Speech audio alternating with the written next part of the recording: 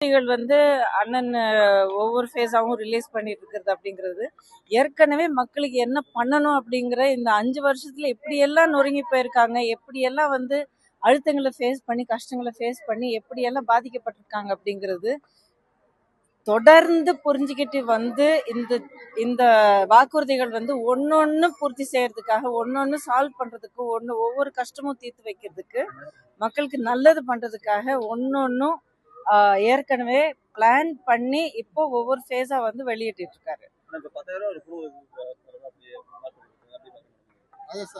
கண்டிப்பா வரவேற்க வேண்டிய விஷயம் இல்லைங்களா? கண்டிப்பா வரவேற்க விஷயம். ஏன்னா இதுல ஒவ்வொரு குடும்பத்தோடைய கஷ்டம் என்ன அப்படிங்கறது அண்ணன் புரிஞ்சிருக்காரு. இதுலயே தெரியுது உங்களுக்கு. இப்போ நீங்க எல்லாருமே இந்த உரிமை தொகை யாருக்கு வந்தது, யாருக்கு வரல, இது அது இப்போ கடைசியா இந்த 5000 திடீர்னு ஒரு மேஜிக் பண்ற மாதிரி ஒரு சில பேருக்கு கொடுத்துட்டு இத்தனை பேருக்கு கொடுத்துருக்கோம் அப்படிங்கிற சொல்லி ஒரு அதுலயும் ஒரு மர்மமான ஒரு கணக்கு இருக்கிற ஒரு விஷயம். இது எல்லாமே வந்து தேர்தலுக்கு முன்னாடி நம்ம பாக்குறோம். இது எல்லாமே வந்து ஒரு பிம்பத்தை கிரியேட் பண்றதுக்காக பண்றது. திமுக ஆட்சியில இருக்கிறவங்க, மாண்புமிகு முதலமைச்சர் ஸ்டாலின் அவர்களுடைய தலைமையில இருக்கிற ஆட்சி, அதாவது இந்த 5000மோ இல்ல ஒரு சில பேருக்கு மாசம் மாசம் அந்த உரிமை தொகை கிடைச்சிருந்தாலும், ஒரு சில மாதங்களுக்கு கிடைச்சிருந்தாலும், வாரம் மாசம் ஒவ்வொரு குடும்பமும் இந்த விலைவாசி ஏறி போனதுல எவ்வளவு வந்து அவங்க நஷ்டம் அடைஞ்சிருக்காங்க அப்படிங்கிறது இப்போ உட்கார்ந்து எண்ணி பார்க்கும்போது ஒவ்வொரு குடும்பத்துக்கும் தெரியுது.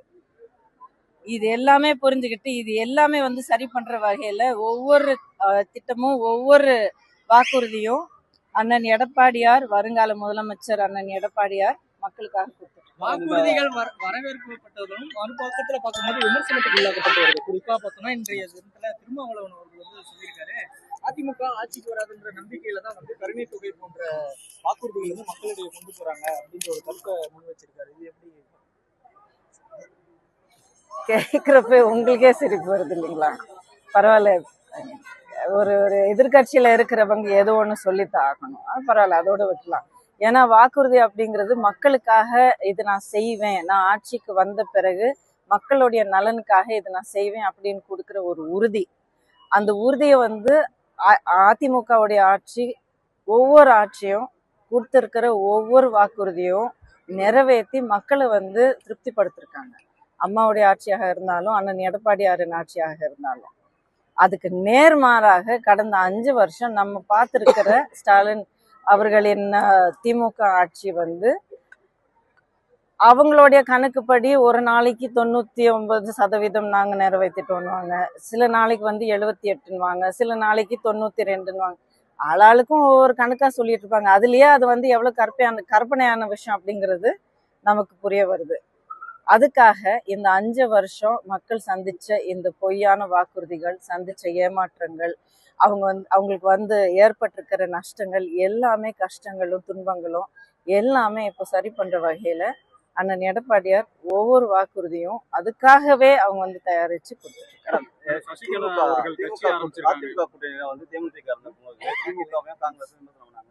இப்ப தேமுதிக தலைவர் வந்து திமுக கூட சேர்ந்திருக்காரு. அதை எப்படி பாக்குறீங்க? அது அவங்களுடைய முடிவு, அவங்களுடைய உள்கட்சி முடிவு, அவங்களுடைய தலைமையோடைய முடிவு. இது எப்படி அவங்க நியாயப்படுத்துவாங்க அப்படிங்கிறது அவங்களுடைய பிரச்சாரத்துல நம்ம பார்க்க வேண்டும். பெண்களுக்கு பாதுகாப்பு இல்ல, பெண்களுக்கு வந்து சொல்லிட்டு திமுக ஆட்சியில வந்து குறை சொல்லியிருந்தாங்க. ஒரு நிமிஷம், சாரி, உங்களை நடுவுல நான் பேசுறேன்.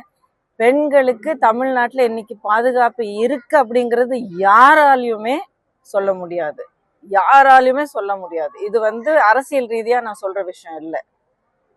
மக்களை ஒருத்தராக தினந்தோறும் நடந்துட்டு இருக்கிற குற்றங்களும் கொடுமைகளும் இருக்கிற நிலவரம், உண்மையான நிலவரத்தை புரிஞ்சுக்கிட்ட ஒருத்தங்களாக நான் சொல்றேன்.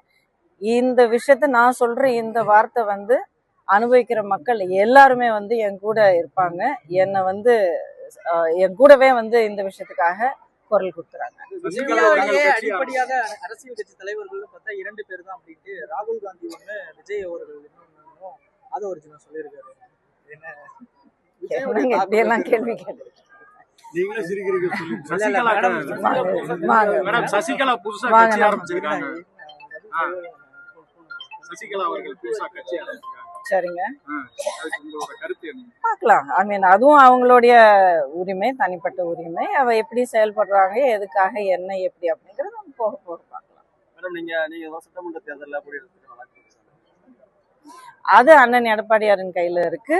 நம்ம பார்க்கலாம். எப்படி இருந்தாலும் நான் வந்து போட்டிடுறேனோ இல்லையோ, அது வந்து ஒரு பக்கம் இருந்து எனக்கு மக்களுக்கு அம்மாவுடைய ஆட்சி, அண்ணன் எடப்பாடியாருடைய ஆட்சி மறுபடியும் கொண்டு வரணும். அதுக்காக எவ்வளோ ஒர்க் பண்ணணுமோ, எப்படி நான் எல்லாம் ஒர்க் பண்ணணுமோ, எவ்வளோ வந்து உயிர் கொடுத்து வேலை செய்யணுமோ அது நான் செய்வேன். அதிமுக வேட்பாளர்களுடைய அறிமுகம் எப்போது வந்து எதிர்பார்க்கலாம்? அது அண்ணனுடைய கையில இருக்கு. சரியான நேரத்துல அறிவிப்பார். விஜய் ஒரு பக்கம் வந்து பிரச்சாரம் போயிட்டு இருக்காரு. என்ன விஜய் பக்கம் பிரச்சனை இது பண்ணிட்டு இருக்காரு. பிரச்சாரம் பண்ணிட்டு இருக்காருங்களா? நிர்வாகிகளோட கூட்டம் தானே பேசிட்டு இருக்காரு. மக்களை சந்திக்கிறாரு, போய் பாக்குறாரு. இல்ல நிர்வாகிகளோட கூட்டம் தானே. இல்ல சாரி, நான் குழம்பி போயிட்டேன்னா பொதுக்கூட்டமா இல்ல நிர்வாக அனுமதி கொடுக்கப்படாததுனால நிர்வாகிகள் கூட்டமா அது மாற்றப்பட்டது. பட் இருந்தாலும் நிர்வாகிகள் தானே இருக்காங்க கூட்டத்துல. அதான் எனக்கு கொஞ்சம் குழப்பமா இருக்கு. மக்களும் போய் பாக்குறாங்க மேடம். எது பாக்குறீங்க கூட்டத்தை? அதான் மக்களை சந்திச்சு பேசப்போ அந்த பொதுக்கூட்டத்துல என்னென்ன சொல்றாரு அப்படிங்கிறது அதை வச்சு வந்து நம்ம இது மக்களுக்கான ஒரு பேச்சு அப்படிங்கறத நம்ம எடுத்துக்கலாம். அவரு சொல்லி இருக்கக்கூடிய தேர்தல் வாக்குறுதிகள் மக்கள் தமிழகத்துல சரியாக இருக்கும்னு நினைக்கிறீங்க? வாக்குறுதிகள் ஒரு மேனிஃபெஸ்டோவா ரிலீஸ் பண்றதா இது வரைக்கும் என்னுடைய கவனத்துக்கு வந்ததில்லை. இல்ல நேற்றைய தினம் வேலூர் பேச்சுல கூட பெண்களுக்கான சம உரிமையும் ஆட்சி வந்தா நாங்க அதெல்லாம் ஒரு உத்தேசமுங்க. அதாவது இந்த கலெக்டர் வேலைக்கும் இந்த எஸ்பி வேலைக்கும் இதெல்லாம் அது வந்து ஒரு ரொம்ப நல்ல எண்ணம். அது கண்டிப்பா பெண்களுக்கு இன்னும் ஒரு ரெக்கக்னிஷன் வரணும், வாய்ப்புகள் வரணும். ஆனா இது எல்லாமே வந்து ரொம்ப காம்ப்ளிகேட்டடான விஷயம். ஒன்லி ஒரு ஸ்டேட் கவர்மெண்ட்ல மட்டும், மாநில ஆட்சி பொறுப்புல அந்த ஒரு இதுக்குள்ள வட்டத்துக்குள்ள மட்டும் வராது. இதுல வந்து மத்திய அரசாங்கத்தோடைய ஒரு நிறைய ஈடுபாடும் இருக்கு, அவங்களுடைய சில ப்ராசஸஸ் இருக்கு. இன்னும் சொல்ல போனா இன்னும் பார்லிமெண்ட்ல வரைக்கும் போயிட்டு பிரசிடென்ட் வரைக்கும் போயிட்டு சில அனுமதிகள் எல்லாம் பெற வேண்டியிருக்கு. ஸோ நான் என்ன சொல்றேன்னா, இந்த எண்ணம் வந்து அவர் முன் வச்சது வந்து ரொம்ப அருமையானது. ஆனா மக்களை வந்து குழப்பாம இருக்கிறதுக்கு செயல்படுத்தக்கூடிய பிராக்டிக்கலாக இங்கே தமிழ்நாட்டுல மாநில ஆட்சிய பொறுப்புல இருக்கிறவங்க நியாயமா செயல்படுத்தக்கூடிய விஷயங்கள் வந்து மக்களுக்கு எடுத்து சொன்னா மக்களை வந்து குழப்பாம இருக்கும். ஊழல் இல்லாத ஆட்சி கொண்டு வரும்போது சொல்றீங்க. எங்க ஊழல் இல்லாத ஆட்சி கொண்டு வரும்போது ஒரு ஊழல் இல்லாத ஆட்சி கரப்ஷன் மறுபடியும் நல்ல எண்ணம் தான். என்ன சொல்றேன்னா, இது வரைக்கும் அரசியல் கட்சி தலைவர்கள் வந்து வெளிப்படையாக சொத்துப்பட்டியலை வெளியிட முடியுமா அப்படின்ற ஒரு கேள்வி முன்வைக்கிறாரு. ஒவ்வொரு தேர்தலுக்கு முன்னால போட்டியிடுற ஒவ்வொருத்தருமே ஒவ்வொரு கேண்டிடேட்டுமே வந்து அவங்களுடைய சொத்து விவரங்கள் வந்து அவங்க வெளியிட ஒரு கட்டாயம் இருக்கு. எல்லாரும் பண்ணிட்டு தான் இருந்திருக்காங்க. அது வந்து ப்ராப்பரா அந்த ஐடி டிபார்ட்மெண்ட்டோ இல்லை எப்படியெல்லாம் அவங்க வெரிஃபை பண்ணணும், வெரிஃபை பண்ணிட்டு தான் அக்செப்ட் பண்ணிட்டு இருக்காங்க. ஸோ இது வந்து வெரிஃபை பண்ணக்கூடிய விவரங்கள் வந்து ஒவ்வொரு கேண்டிடேட்டும் காலகாலமாக அவங்க வந்து வெளிப்படுத்திட்டு தான் இருக்காங்க. ஸோ இந்த ஒரு